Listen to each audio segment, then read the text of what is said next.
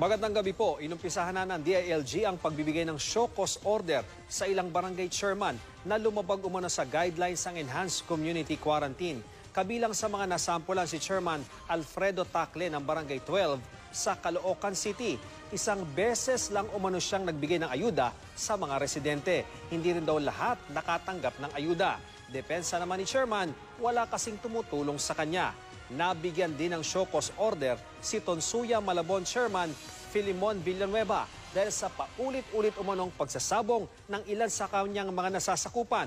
Giit naman ni Chairman Villanueva, hindi naman siya nagpabaya sa kanyang trabaho dahil pinagbawalan naman niya ang mga nagsasabong.